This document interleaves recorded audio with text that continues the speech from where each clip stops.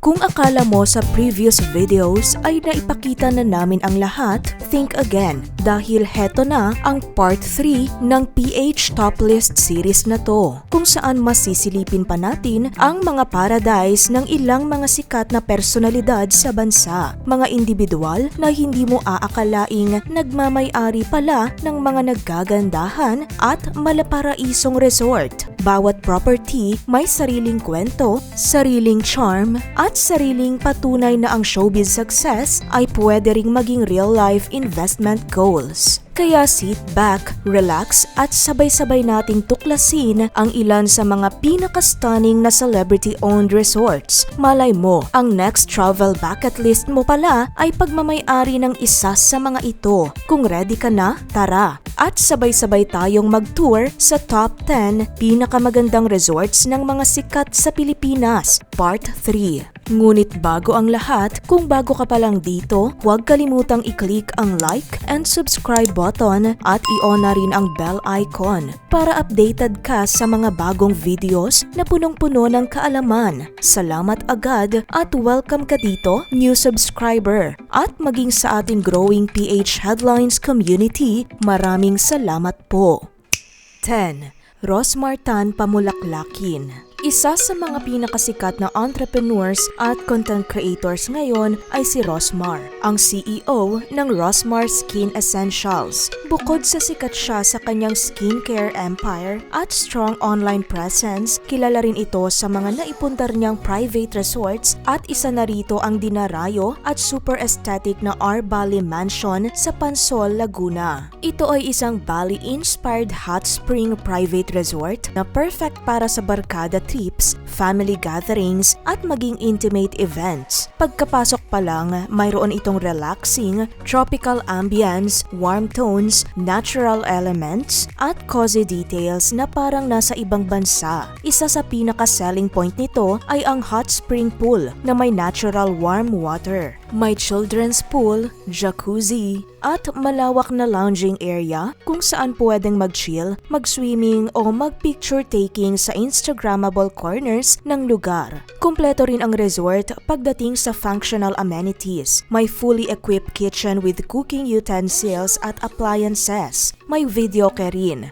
wifi at malawak na parking lot. Sa accommodations naman, air-conditioned ang buong resort. Spacious rooms na napaka-comfy, may hot and cold showers, lounging areas, at cozy beds. May dalawang swing para sa chill outdoor moments. At ang pinaka-bonus ay ang breathtaking view ng Mount Makiling na nagbibigay ng calming nature backdrop. Ayon sa official Facebook page ng R Bali Mansion, good for up to 24 guests ang maximum capacity. Base sa kanilang rates, nasa 19,500 pesos kapag weekdays at 24,500 pesos naman kapag weekends. Samantala, sa isang interview nito kay Karen Davila taong 2024, mapapanood na nag-resort hopping sila at ipinasilip ni Rosmar ang ilang resorts na pagmamay-ari niya. Nang tanungin ng journalist kung ilan na ang resort na nabili niya, mahigit sa 10 na umano ang naipundar niya sa nasabing taon. Ngunit makikita sa official FB page ni Rosmar na kasalukuyan ng for sale ang ilan sa kanyang mga resorts gaya ng famous R Mansion Resort and Resto Bar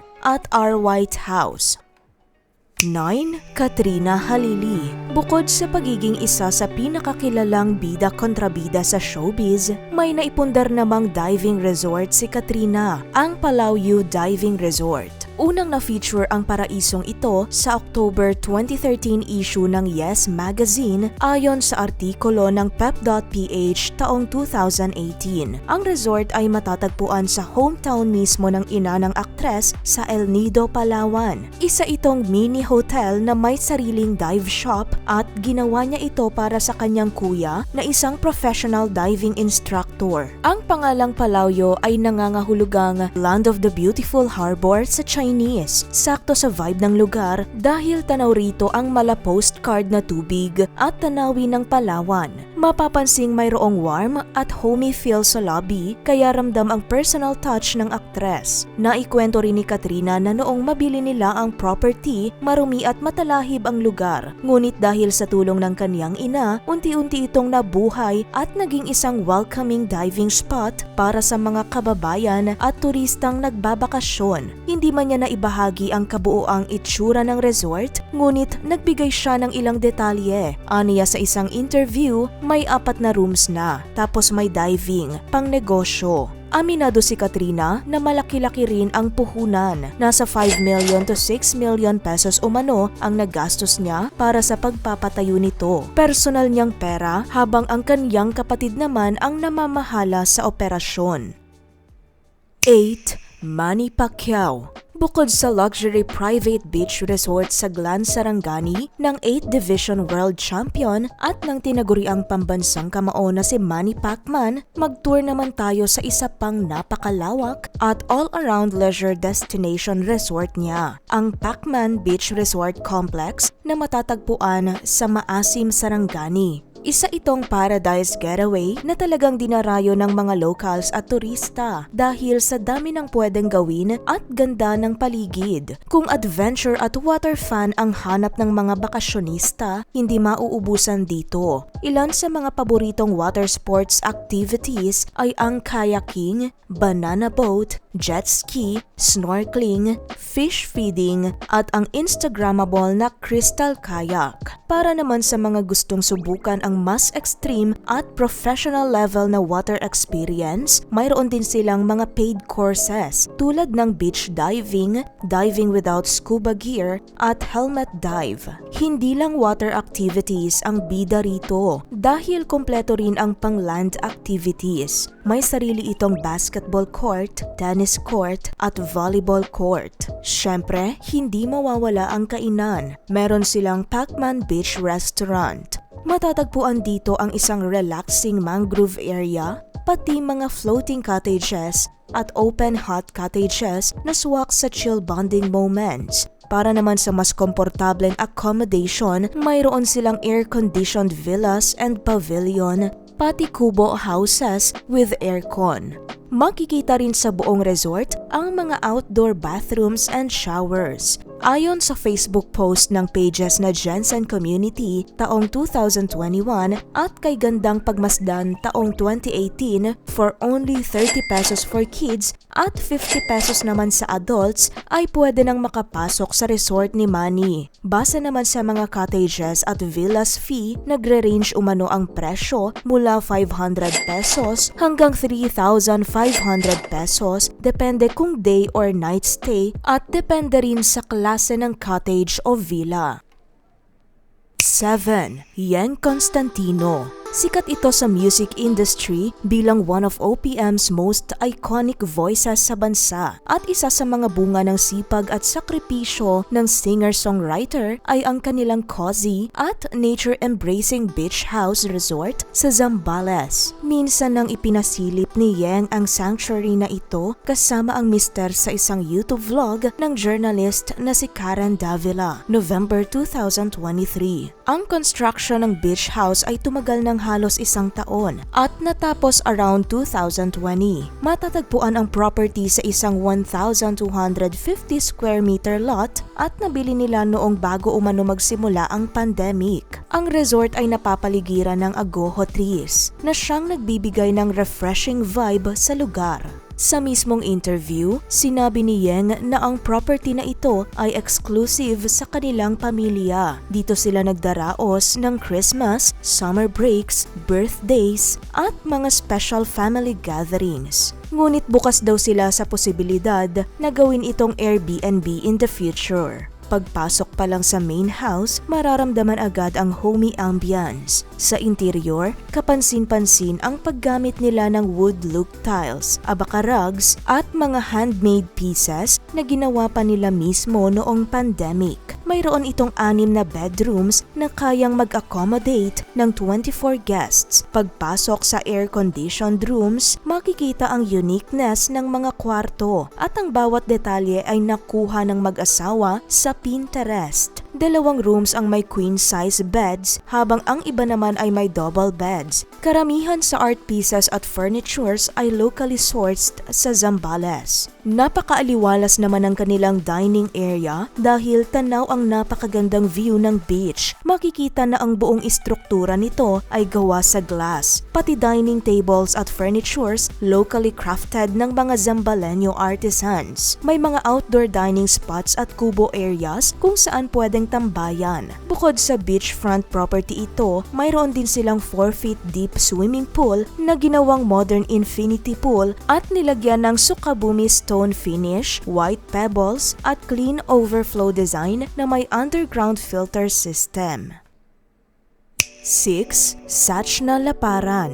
Kung usapang aesthetic at malabali vibes, hindi magpapahuli ang resort owner, CEO at social media influencer na si Sachna. Sa isang YouTube vlog, February 2025, ibinida ng vlogger ang isa sa naipundar niyang negosyo na matatagpuan sa Amadeo, Cavite. Ang Bali-inspired sanctuary na Balay Nemo by Sachna, na ang ibig sabihin ay bahay mo. Pagpasok pa lang, ramdam na agad ang napaka-cozy at tropical warmth ng lugar. Puno ng mga halaman, natural stones, bamboo accents, at earthy textures. Ilan naman sa nakakamanghang facilities ng resort ay ang outdoor A-frame cabins na fully air-conditioned, outdoor common CR with shower, at isa pang sosyal na shower area dahil mayroon itong hot and cold shower, pebbles, plants, at malaking bathtub na napaka-aesthetic para sa photo ops. Hindi rin mawawala ang 5 feet pool area na napapaligiran ng mga halaman. Ilan pa sa mga features at amenities na pwedeng ma-enjoy sa resort ay ang outdoor dining area, duyan para sa kids, outdoor kitchen,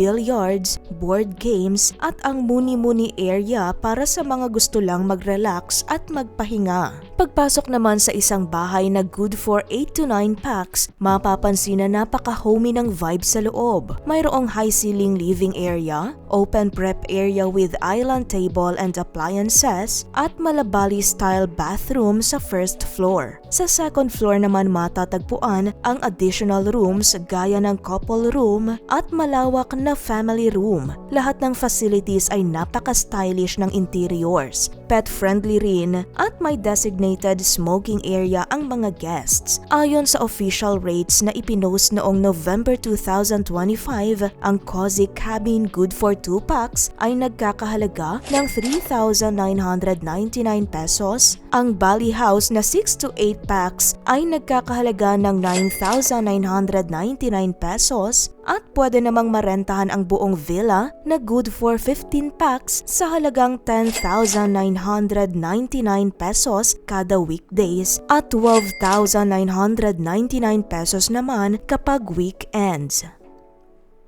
5. Nico Natividad at Zeus Collins. Isa sa mga freshest at pinaka-relaxing na beach escapes sa Zambales ay ang pinaghirapan at pinaghusay ng former hashtag members na sina Zeus at Nico, ang kanilang very own Sunset Serenity Beach House. Sa isang Facebook post, July 2025, nagbigay ang duo ng isang tour sa nasabing beachfront property. Sa unang sulyap pa lang, ramdam na agad na pinag-isipan, pinaganda at pinersonalize nila ang bawat detalye ng resort para maging cozy, Instagrammable at family-friendly. Pagpasok pa lang sa main door, bubungad na agad ang maayos na landscape at ang unique na stepping stone pattern. Sa harap ng beach house, makikita ang kanilang kid-friendly 4 feet deep swimming pool na may built-in filters, lighting for night swimming at outdoor shower area. May malawak din na poolside area para sa chilling sessions. Sa loob ng beach house, bongga ang malaking sala na may spacious layout at TV set. Napakaganda at maaliwalas ang paligid dahil sa modern tropical interior vibes at high ceiling din ang 2-story beach house. Mula sa living area, makikita rin ang full view ng swimming pool dahil malalaki ang glass windows. May stylish dining area na intentionally ginawa nilang Instagrammable. Nakaset up ang mga dekorasyon para makita ng guest kung ano ang swak na look kapag nag-picture taking. Kompleto rin ang kitchen sa mga kagamitan. May powder room din sa baba for convenience.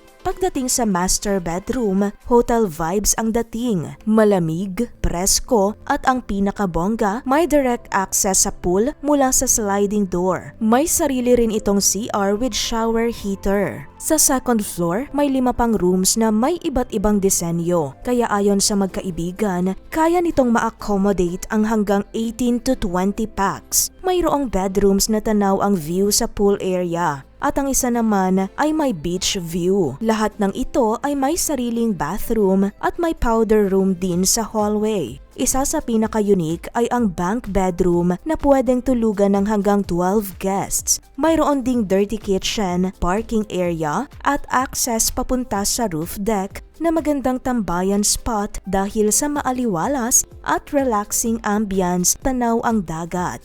Base sa kanilang official rates, aabot ito sa 28,000 pesos para sa weekdays at 35,000 pesos naman para sa weekends. Nagkakahalaga naman ng 500 pesos per head for additional packs.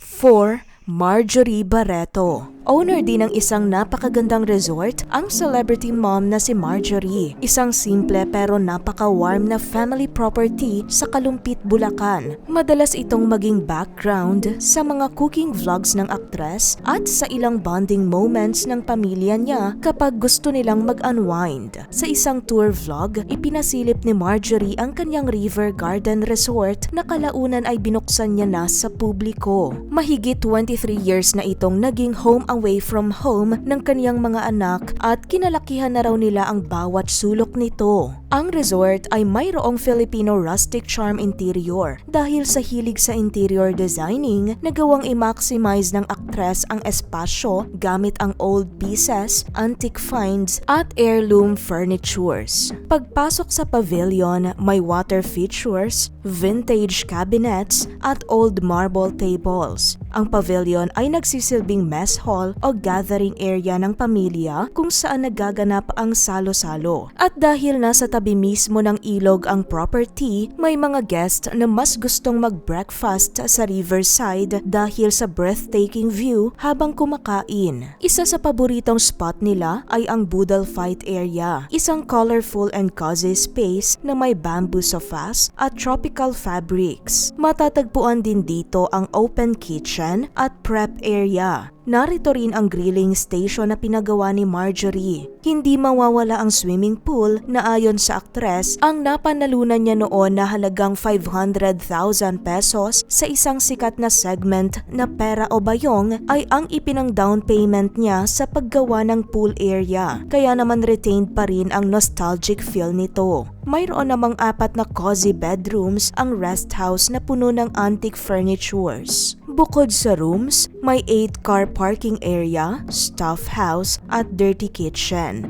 Base sa Airbnb, pareho lang ang rate ng kanilang weekdays at weekends kung saan nagkakahalaga ito sa 28,953 pesos for one night, good for 15 guests.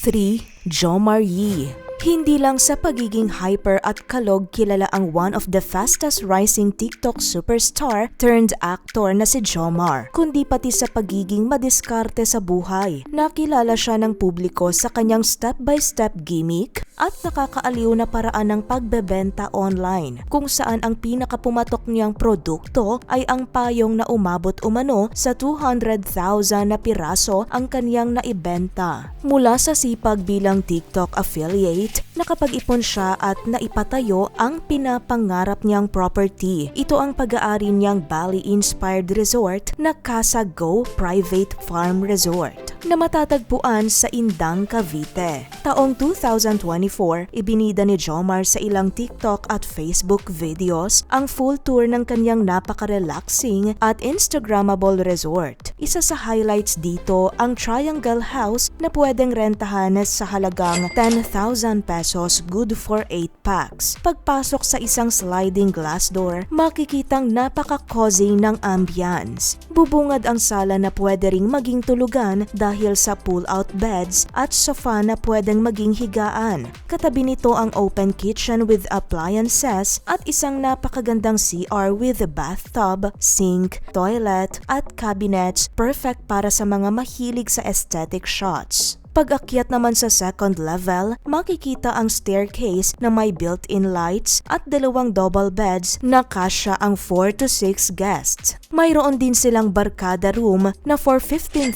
pesos, swak na ito para sa 15 packs. May mga bunk beds, pull-out beds at bathroom. Habang sa Bali House naman na may dalawang palapag ay good for 25 guests na with all-in experience for 30,000 pesos ayon sa kanilang official Facebook page. Ang Cozy Bali House ay may white interior with wood accents. Mayroon itong living area, dining area at open kitchen. Habang sa second floor, matatagpuan ang ikalawang living room na may malalaking glass windows, massage chair, master bedroom, master bathroom at malawak na balcony kung saan makikita ang pool table with board games. Bukod sa pet-friendly dito, ilan pa sa amenities at facilities na pwedeng ma-enjoy sa resort ay ang gazebo with free video care, TV, Starlink, Wi-Fi, fully equipped outdoor kitchen, griller,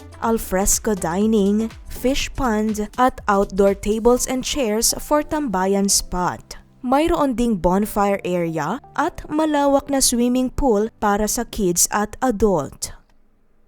2. Yasi Pressman. Mamamangha ka rin sa Mala Paradise Resort ng actress-dancer sa Antipolo na na-launch noong January 2025, ang Cabana Yasi. Isa itong luxurious farm resort-style Airbnb. Ang buong property ay dinisenyo na may openness at cozy ambience dahil sa wood-paneled ceilings, wide glass walls hanggang sa lush greenery. Ilan sa accommodations ng malaking property na ito ay ang living area, indoor kitchen, 4 na bedrooms na kaya ang 8 hanggang 14 guests at bawat rooms ay may cozy bedrooms, TV at private bathrooms with bathtubs. Isa naman sa pinaka-highlight ay ang dedicated movie room na may 2 double beds, beanbag chairs, projector at surround sound. Parang mini cinema na pwede ring extra sleeping area. Kumpleto rin ang resort sa functional amenities gaya ng kitchen with high-end appliances at 10-seater dining table na perfect para sa shared meals. Sa loob may unlimited Wi-Fi, karaoke-ready speakers, lounging areas at billiard table kasama ng arcade games. Sa labas, mas lalo pang stunning ang Cabana Yasi. May geometric roofline, stone accents at 4.5-foot swimming pool na may optional heater at jacuzzi. May 3-foot kiddie pool para sa mga bata, pati fairy lights sa garden na nagbibigay ng magical glow sa gabi. Para naman sa mga sporty, pwede nilang itry ang rock climbing wall at outdoor gym o di kaya'y mag-relax sa steam room. May patio rin na up to 16 packs ang capacity, perfect para sa gatherings at alfresco dining. Pet-friendly rin ang lugar. Isa pa sa nakakamanghang parte ng resort ay ang outdoor glass bathroom with bathtub na powered by Alexa at meron itong on and off privacy feature. Ayon sa artikulo ng preview, ang rate ng Cabana Yasi ay depende sa dates, ngunit ang overnight stay ay typically around 42,851 pesos kapag weekdays at 45,167 pesos naman kapag weekends. 1. Loisa Andalio and Ronnie Alonte.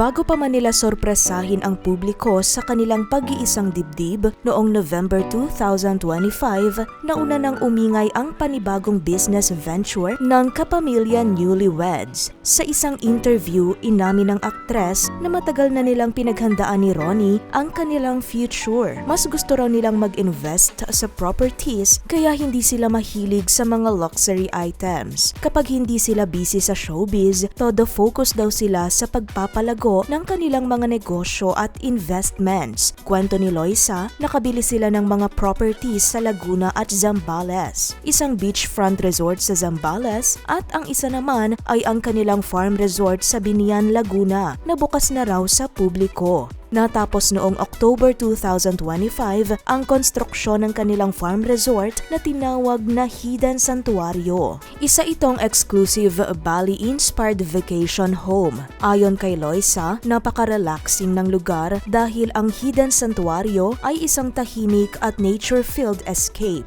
Wala itong kapitbahay at nasa farm ang setting. May sukat na 2,000 square meters ang buong property. Pagpasok sa villas, napaka-homey at cozy ang vibes dahil na rin sa interior, exterior at furnitures nito na ginamitan ng wood at malalaking glass panel. Ilan sa matatagpuan sa property ay ang 3-bedroom home, cozy living room, fully equipped kitchen at bathrooms.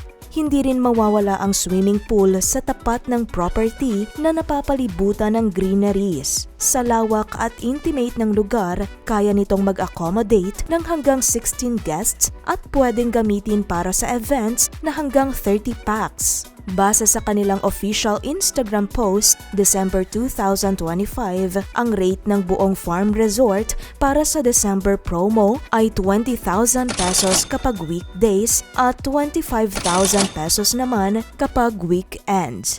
At dito nagtatapos ang ating panibagong celebrity resort discovery. Kung ikaw ang tatanungin, kaninong resort ang pinaka nagustuhan mo? At kung meron kang chance magstay sa isa rito, alin ang una mong pupuntahan? Comment down below at sabihin sa amin kung napuntahan mo na ang ilan sa mga ito. Kung nagustuhan mo ang ganitong klase ng video, huwag kalimutang i-like upang magsilbing signal sa amin na gumawa pa ng mga ganitong video. Kung gusto mo pang matuto ng ganitong informative content, make sure na nakasubscribe ka na sa channel na to. I-click na rin ang bell icon dahil ito ang pinaka-the best way para masuportahan ang ating munting channel. At dyan na muna nagtatapos ang ating video. Hanggang sa susunod nating talakayan, stay informed at stay curious. Salamat sa panonood, ka PH Headlines.